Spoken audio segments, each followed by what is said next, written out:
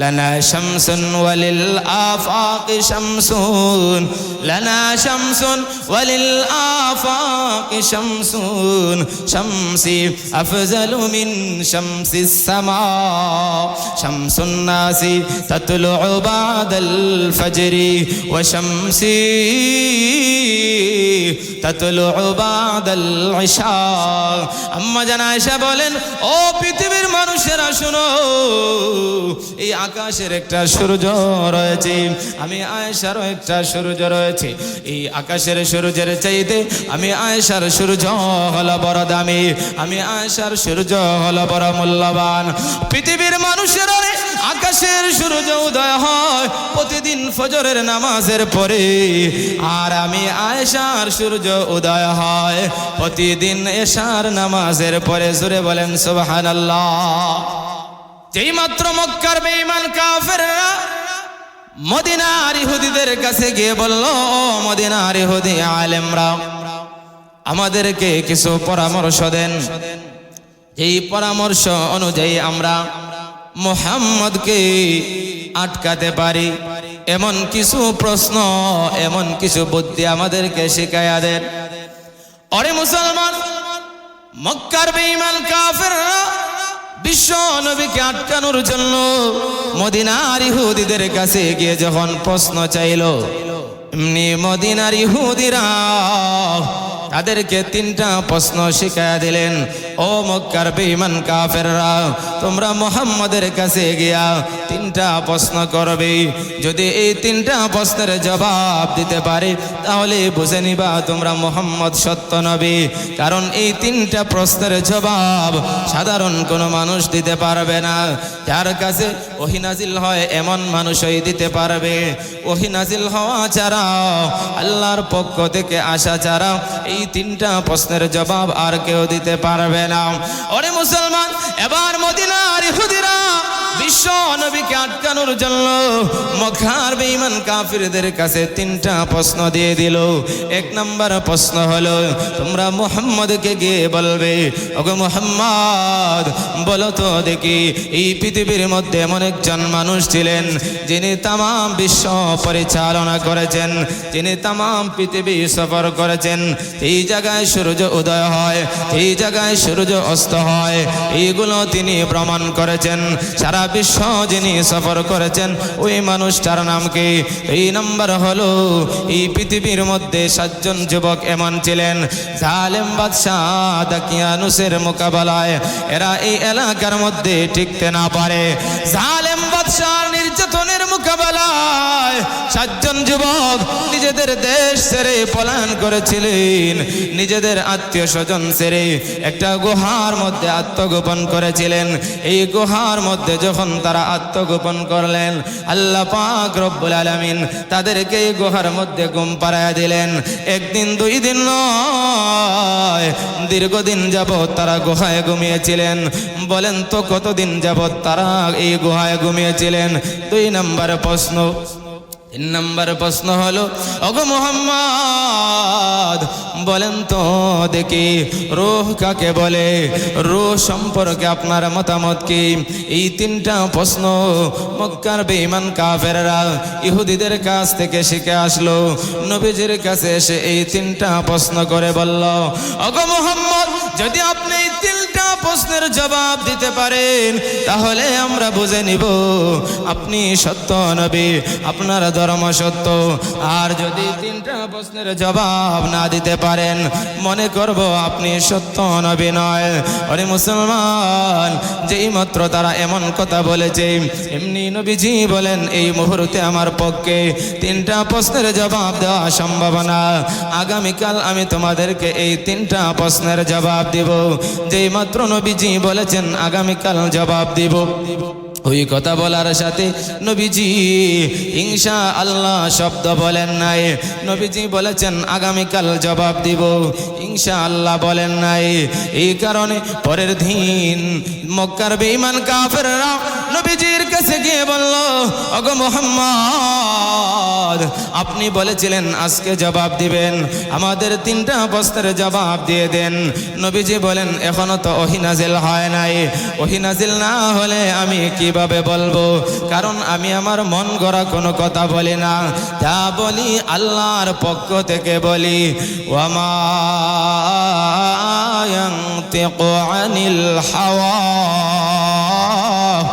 In হুয়া ইল্লা ওয়াহয়ুহা। আল্লাহ রাব্বুল আলামিন বলেন, আর মুহাম্মদ তিনি নিজের মন গড়া কোনো কথা বলেন না, যখনই কোনো কথা বলেন আল্লাহর পক্ষ থেকে বলেন। এই জন্য কবি চমৎকার বলে দিয়েছেন, মুহাম্মদ হরগিজ না গুফতা আনা গুফতা জিবরাইল, মুহাম্মদ হরগিজ না গুফতা আনা গুফতা জিবরাইল, জিবরাইল হরগিজ না গুফতা আনা গুফতা রব্বুল জলিল।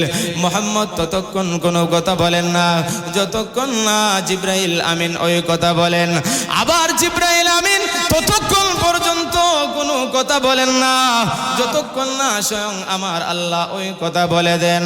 অতএব ও মক্কার বেঈমান কাফেররা শুনো, এখনো তো আমার উপর ওহী নাজিল হয় নাই, কিভাবে আমি এই 3টা প্রশ্নের জবাব দিব?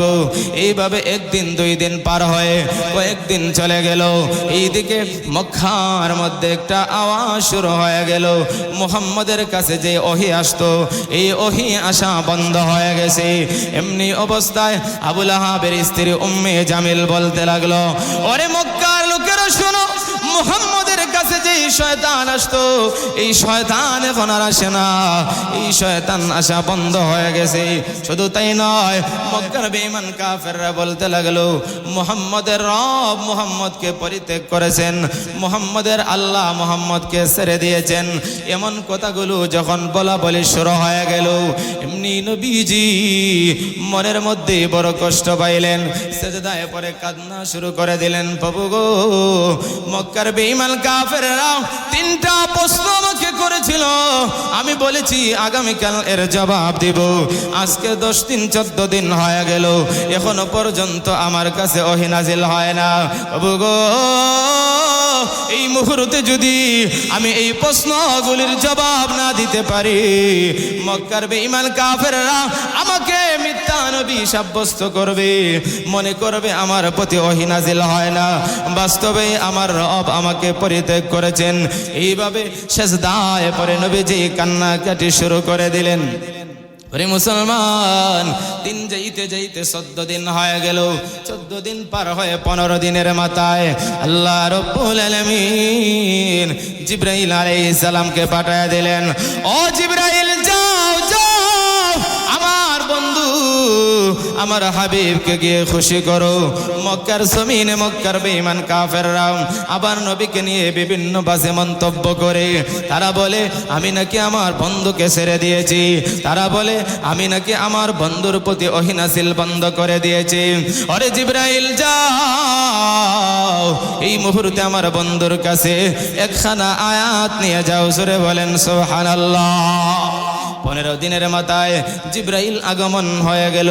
জিবরাইল আলাইহিস সালাতু ওয়াস সালাম এসে বললেন, ইয়া রাসূলুল্লাহ, ইয়া হাবিবাল্লাহ, ওগো নবীজি, আল্লাহ পাক এই মুহূর্তে আপনার কাছে একখানা আয়াত নাযিল করে দিয়েছেন।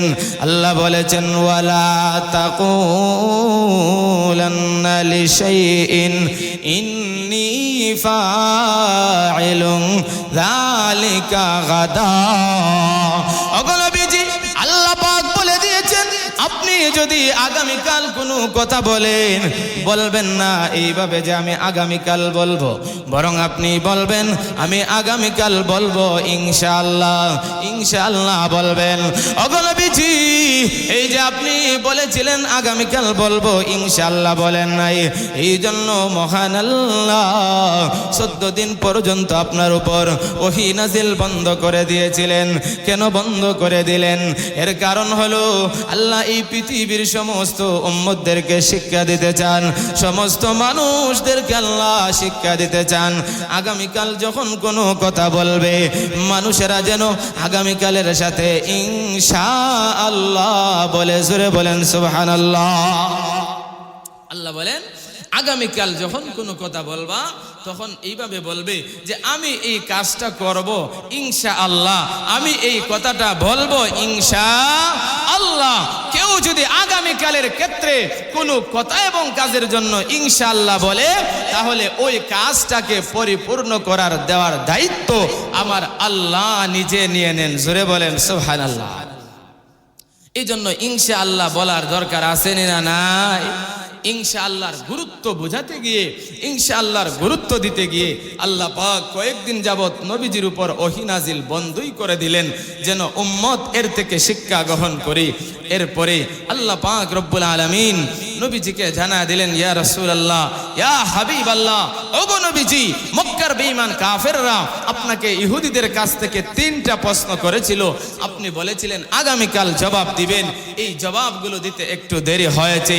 এই মুহূর্তে আমি আপনাকে এই জবাবগুলো দিয়ে দিব। 1 নাম্বার প্রশ্ন ছিল, এই পৃথিবীর জমিনে একজন মানুষ তাম বিশ্ব সফর করেছেন, ওনার নাম কি, উনি কে?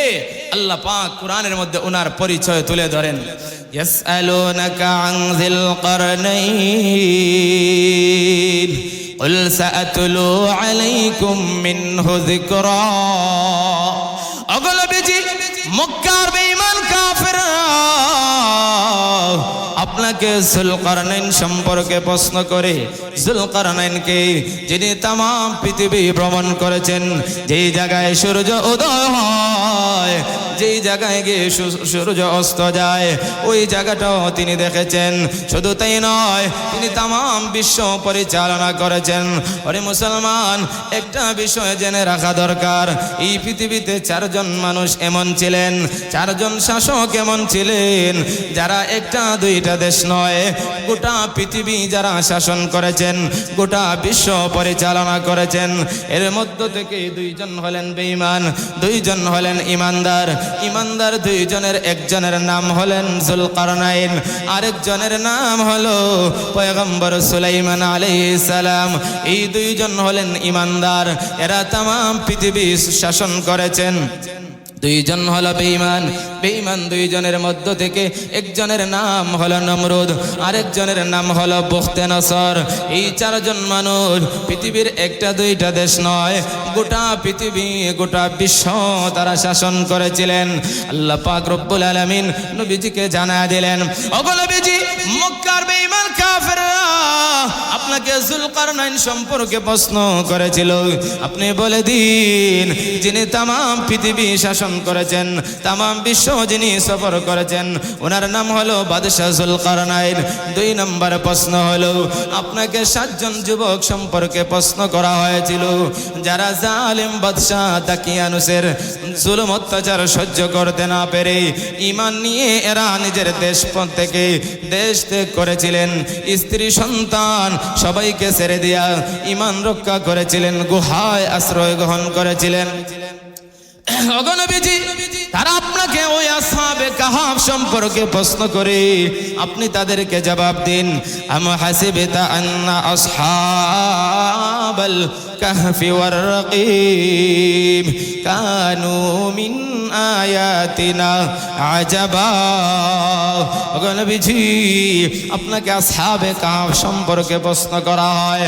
ওই 7 জন যুবক যারা ইসলাম রক্ষার জন্য, ঈমান রক্ষার জন্য নিজের দেশ ছেড়ে গুহায় আশ্রয় গ্রহণ করেছিলেন। ওগো নবীজি, ওই 7 জন যুবক যখন একটা গুহার মধ্যে আশ্রয় নিলেন, আল্লাহু আকবার, গুহায় যখন আশ্রয় নিলেন, আল্লাহ পাক রব্বুল আলামিন ওই 7 জন যুবকের চোখের মধ্যে ঘুম দিয়া দিলেন। 7 জন যুবক গুহার মধ্যে যখন ঘুমাইলেন, 1 দিন 2 দিন নয়, মহান আল্লাহ এদেরকে 300 বছর ঘুমের মধ্যে রাখলেন। জোরে বলেন সুবহানাল্লাহ। নাম্বার প্রশ্ন ছিল, মক্কার বেঈমান কাফেররা আপনাকে প্রশ্ন করেছিল রূহ সম্পর্কে।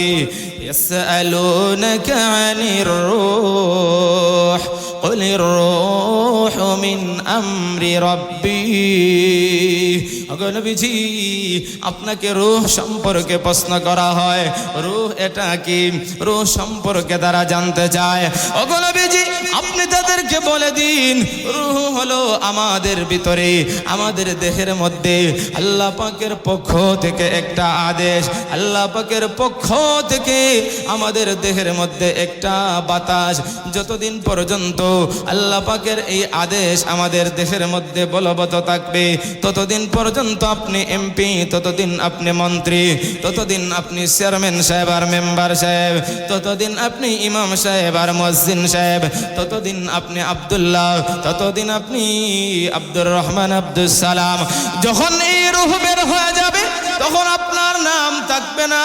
এই পৃথিবীতে মানুষের আপনাকে আর নাম ধরে ডাকবে না, আপনার নাম পরিবর্তন হয়ে যাবে, আপনার নাম হয়ে যাবে লাশ। কথা বলেন ঠিক কিনা?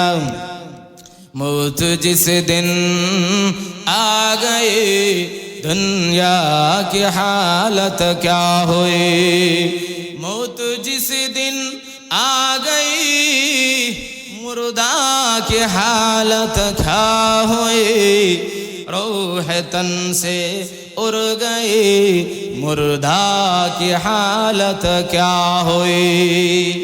कैसे कैसे ताजदारा बादशाह छल बसे ओ खजीना बालखाना शान शौकत क्या हुई।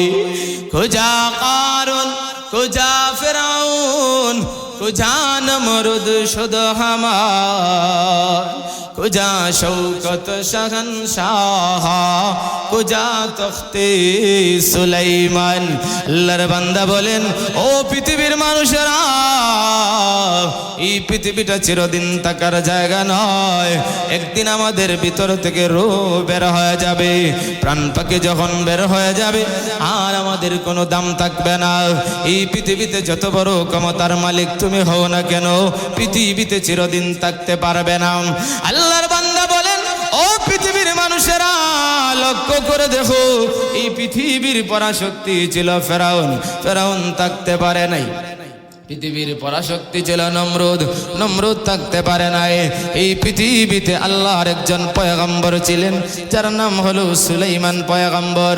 আল্লাহ পাক রব্বুল আলামিন তাকে একটা সিংহাসন দিয়েছিলেন, যেটাকে তখতে সুলাইমানি বলা হয়।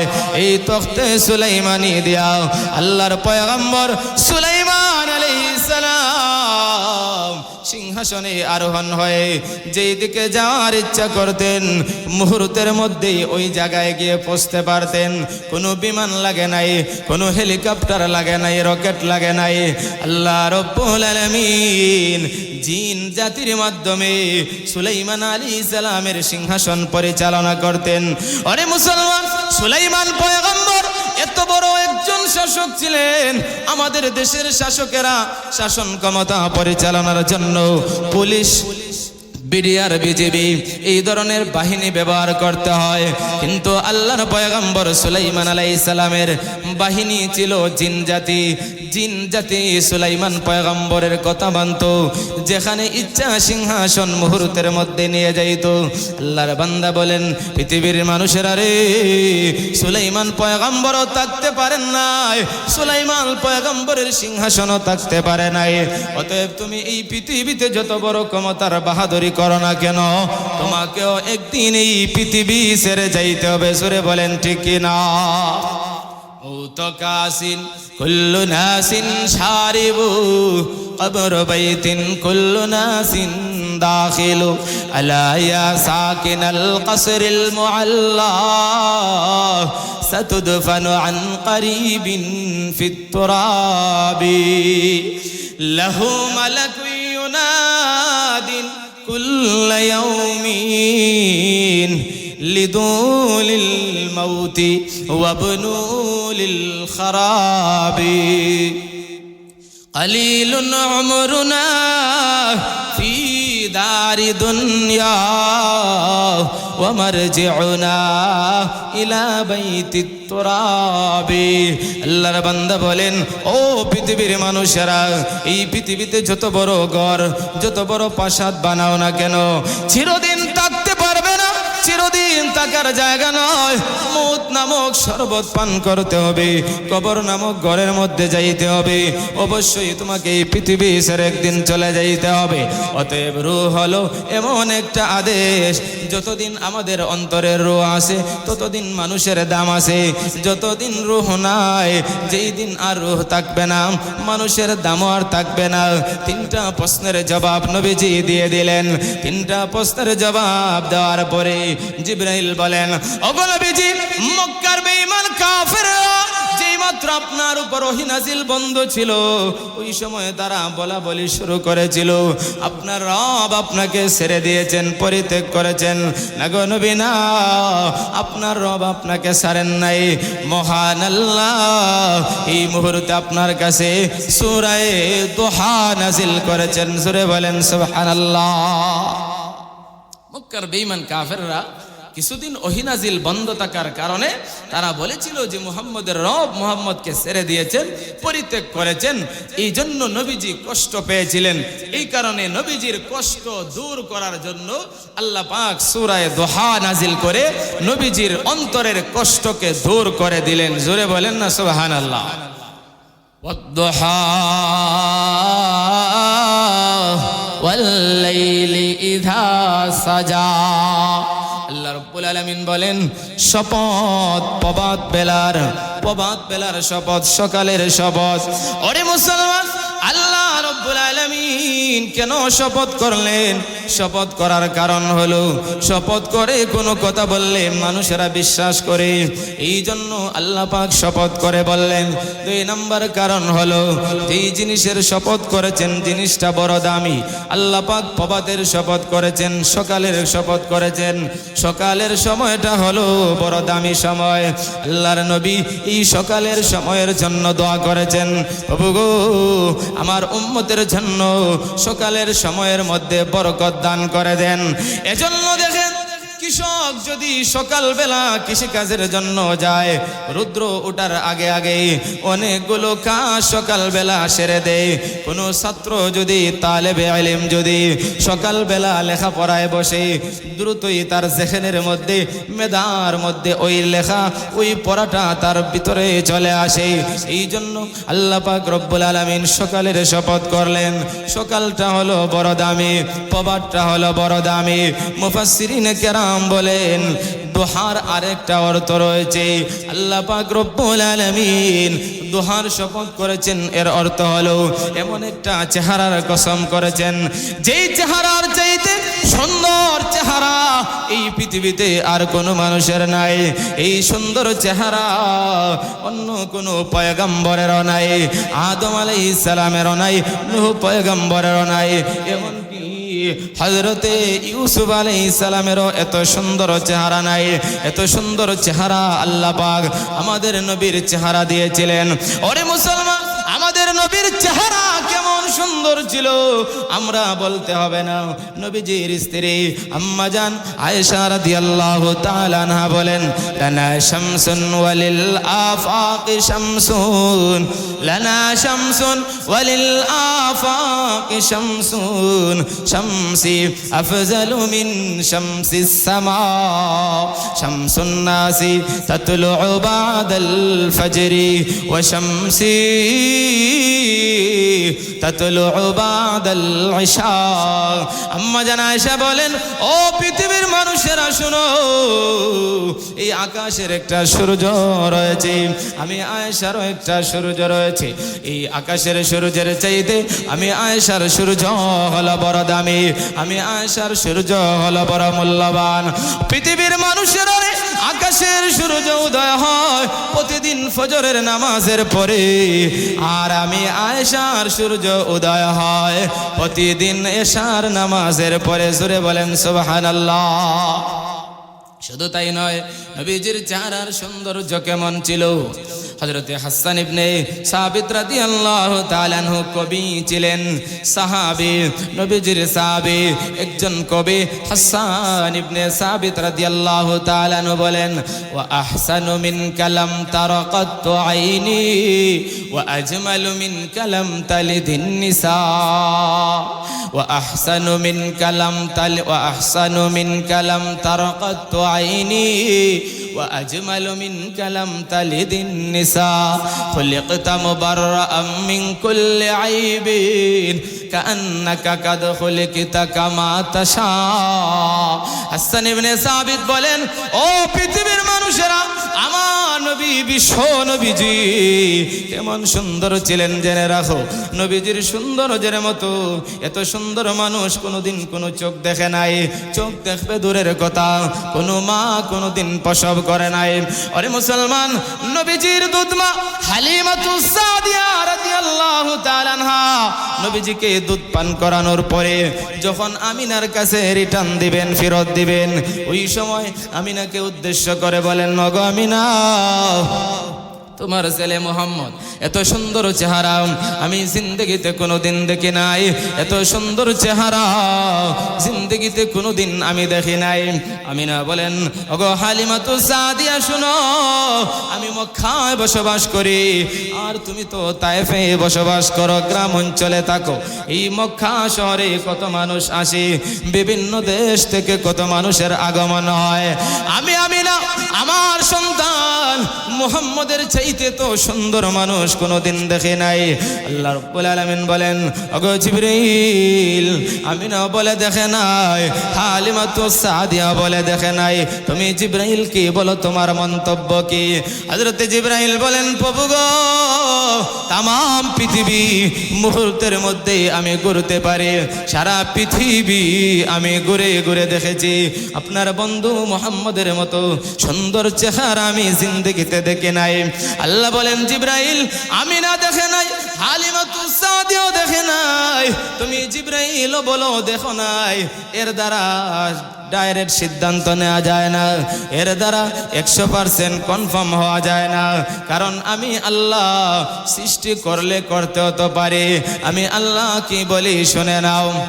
আরে জিবরাইল শোনো, আমিনা দেখে নাই, হালিমা দেখে নাই, তুমি জিবরাইলও দেখো নাই, আমি আল্লাহ ঘোষণা দিলাম তোমরা দেখবে কোথায় থেকে, এর চাইতে সুন্দর চেহারা আমি আল্লাহ তো এই পৃথিবীতে বানাই নাই। জোরে বলেন সুবহানাল্লাহ। والليل में जुल्फ मोहम्मद का तरन्नुम, والليل में जुल्फ मोहम्मद का तरन्नुम, والشمس में रुखसार अहमद का तरन्नुम, والشمس में रुखसार अहमद का तरन्नुम, والفجر में सुबह रिसालत की बशारत, والعصر में है दौर नबूवत की बशारत, والعصر में है दौर नबूवत की बशारत, हर फूल में है रोए मदीना के तबस्सुम, शाखों की लचक में कदा का तकल्लुम, शाखों की लचक में कदा का तकल्लुम, यासीन से मौला ने कभी उनको पुकारा, हामीम कभी और कभी तसीन इशारा, हामीम कभी और कभी तसीन इशारा। सुरे बोलेन अल्लाहु আকবার, তো জিকির করেন লা ইলাহা ইল্লাল্লাহ। একটু সামনে আসেন, এখন মোটামুটি কিছু মানুষ আসছেন, যেহেতু আসছেন একটু সামনে আসেন জিকিরের সাথে সাথে। লা ইলাহা, এই যে ভাই একটু নড়েন না, একটু সামনে আসেন, একটু সামনে আসেন। কোরআনের মাহফিল মাশাআল্লাহ, হযরত কিছুক্ষণের মধ্যেই চলে আসবেন, একটু সামনে আসেন। লা ইলাহা, জোরে লা ইলাহা, আর জোরে লা ইলাহা। कौनैन का मुख्तार खुदा तुमको बनाया, उम्मत का निगाहबान खुदा तुमको बनाया, उम्मत का निगाहबान खुदा तुमको बनाया। मौला मेरा आका मेरा रहमत का नबी है, तजदार मदीना है तुम अरबी है, तजदार मदीना है ओ तुम अरबी है। खिलकत में मिली किसको आली नसबी है, मक्खी मदनी हाशिमी ओ मुत्तलबी है, मक्खी मदनी हाशिमी ओ मुत्तलबी है। पाकीदा तरश अर्श बरी जन्नत फिरदौस, आराम गाहे खाके रसूल अरबी है, आराम गाहे खाके रसूल अरबी है। আমার নবীর সুন্দর চেহারা ছিল। আল্লাহ রাব্বুল আলামিন বলেন সুন্দর চেহারার কসম, ওয়াদ-দুহা ওয়াল-লাইলি ইযা সাজা। এক নম্বরে প্রবাদের শপথ অথবা সুন্দর সুন্দর চেহারার শপথ। দুই নম্বর হলো ওয়াল-লাইলি ইযা সাজা, রাত্রের শপথ যখন রাত্র অন্ধকার হয়ে যায়। ওরে মুসলমান, রাত্র যখন অন্ধকার হয়ে যায়, রাত্র যখন গভীর হয়ে যায়, ওই রাত্রের দাম আল্লাহর কাছে বেড়ে যায়। কথা বলেন ঠিক কিনা? রাত যখন গভীর হয়ে যায়, রাতের দাম বেড়ে যায়। গভীর রজনীতে আল্লাহ পৃথিবীর প্রথম আকাশে এসে গুনাহগারদেরকে ঘোষণা দিতে থাকেন, আসনি কোনো গুনাহগার আমি আল্লাহর কাছে চাও, আমি আল্লাহ তোমার জিন্দেগির গুনাহ মাফ করব। এজন্য আল্লাহর ওলি যারা, আল্লাহর খাঁটি বান্দা যারা, রাত যখন গভীর হয়ে যায় এরা তখন আর ঘুমায় না, বিছানায় তাদের আর পেট লাগে না। আল্লাহর ওলি যারা তাহাজ্জুদের নামাজের জন্য দাঁড়ায় যায়। ওরে মুসলমান, যত বড়ই তুমি এই পৃথিবীতে হও না কেন, তাহাজ্জুদের নামাজ ছাড়া আল্লাহর ওলি হওয়া কখনো সম্ভব না। কথা বলেন ঠিক না?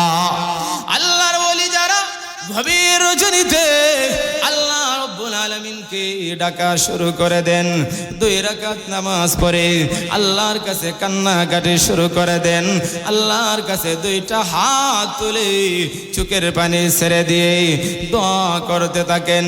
বাতা হামকো তেরি রাহ কিস তরফ হ্যায়, बता हमको तेरी राह किस तरफ है, तेरी राह पर चला हमको खुदाया, तेरी राह पर चला हमको खुदाया।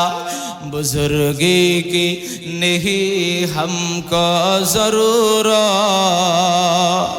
बुजुर्गी की नहीं हमको ज़रूरत, गुलाम अपना बना हमको खुदाया, गुलाम अपना बना हमको खुदाया। जिसे चाहे तो दे दुनिया की उल्फत, हमें मस्ते मोहब्बत कर खुदाया। जिसे चाहे तो दे दुनिया की उल्फत, हमें मस्ते इताअत कर खुदाया। न अमरीका न लंदन से हो उल्फत, न जापान जर्मन से हो निस्बत, हमें मस्ते मदीना कर खुदाया, हमें मस्ते मदीना कर खुदाया। जोरे बोलेन आमीन। और मुसलमान, মদিনা যাওয়ার জন্য আমাদের মন চায় কি চায় না? আরো জোরে বলেন চায় কি চায় না? সাহেল সে লাগা দে মুঝে ইশকে কা সফিনা, आंखों से देखा दे इलाही मक्का मदीना, आंखों से देखा दे इलाही मक्का मदीना। ऐ ख़त्म रसूल फ़ख्र उमम शाह मदीना, दिखला दे मुझे मंजर गुलज़ार मदीना, दिखला दे मुझे मंजर गुलज़ार मदीना। अल्लाह ने मक्का अल्लाह ने मकाई में एक ही काबा बनाया, उस काबा का काबा दिजमुर जिसको बनाया। हर साल हम हाजी चले जा राहे मदीना, हर साल हम हाजी चले जा राहे मदीना। दिखला दी मुझे मंजर गुल ज़ारे मदीना, दिखला दी मुझे मंजर गुल ज़ारे मदीना। सुरे बोलेन आमीन। और मुसलमान अल्लाह रब्बुल आलामीन গভীর রজনীর শপথ করে বলেন, ওগো নবীজি, মক্কার বেঈমান কাফেররা কিছুদিন ওহী নাজিল বন্ধ থাকার কারণে তারা বলেছিল আপনার রব আপনাকে ছেড়ে দিয়েছেন। না গো নবী, না না না, আপনার রব আপনাকে ছাড়েন নাই। আমি আল্লাহ ঘোষণা দিলাম, মা ওয়াদ্দাআকা রাব্বুকা ওয়া মা ক্বালা। আপনার রব আপনাকে ছাড়েন নাই, আপনার রব আপনাকে পরিত্যাগ করেন নাই। ওগো নবীজি, কেন আপনার রব আপনাকে ছেড়ে দিবেন? অথচ আপনার রব আপনাকে নবুয়তি দিয়েছেন। এক সময় এমন ছিল আপনি ছিলেন ইয়েতিম, আপনি ছিলেন নিঃস্ব, আপনি ছিলেন একেবারে একজন অভাবী মানুষ।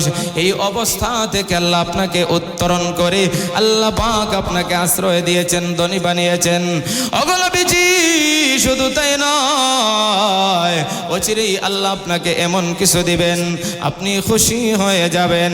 ওয়ালাসাউফা ইউতিকা রাব্বুকা ফাতারদা। আল্লাহ পাক অচিরেই আপনাকে এমন কিছু দিবেন আপনি সন্তুষ্ট হয়ে যাবেন, আপনি খুশি হয়ে যাবেন। ওগো নবীজি, মক্কার বেঈমান কাফেররা আপনাকে বলেছিল আল্লাহ আপনাকে পরিত্যাগ করেছেন। না না, আপনাকে পরিত্যাগ করেন নাই, ছাড়েন নাই। অচিরেই আপনাকে এমন কিছু দেয়া হবে। কি দেয়া হবে? কাল কিয়ামতের কঠিন ময়দানে আপনাকে শাফাতে কুবরা দেয়া হবে। সূরা বলেন সুবহানাল্লাহ। ওগো নবীজি, কিয়ামতের কঠিন ময়দানে আপনাকে হাউজে কাউসার দেয়া হবে, শাফাতে কুবরা দেয়া হবে। হাশরের মাঠ যখন কায়েম হয়ে যাবে, সূর্য যখন অর্ধ হাত উপরে চলে আসবে, জমিনটা তামার হয়ে যাবে, মানুষেরা নফসি নফসি বলতে থাকবে। ওই মুহূর্তে বিচারের কাজ শুরু হওয়ার জন্য সকলেই পাগল পারা হয়ে যাবে। কেউ কোনো সুপারিশ করবে না। আদম থেকে নিয়ে ঈসা পর্যন্ত সমস্ত নবীদের কাছে যাওয়া হবে, কেউ কোনো সুপারিশ করবে না। শুধু বলবে নফসি নফসি, আল্লাহ আমাকে বাঁচাও, আল্লাহ আমাকে বাঁচাও, আল্লাহ আমাকে বাঁচাও। ওরে মুসলমান, ওই কঠিন কিয়ামতের ময়দানে, হাশরের কঠিন ময়দানে মহান আল্লাহ রব্বুল আলামিন ওই সময় যখন রাগে গুসায় যখন কাহার নামক সিফত আল্লাহর প্রভাবিত হয়ে যাবে, ওই সময় নবীজি মাকামে মাহমুদের নিচে আল্লাহুম্মা উম্মতি বলে কান্না শুরু করে দিবেন। এক পর্যায়ে আল্লাহ বলবেন, ওগো হাবিব, ইরফা রাসাকা, আপনার মাথা উঠান। নবী বলেন, না না, মাথা উঠাইব না। আল্লাহ বলবেন, ওগো হাবিব, কেন কান্দেন? এত কান্নার কারণ কি? দুনিয়াতে তো আপনি অনেক কান্না করেছেন, এখন হাশরের মাঠেও আপনি কেন কান্দেন?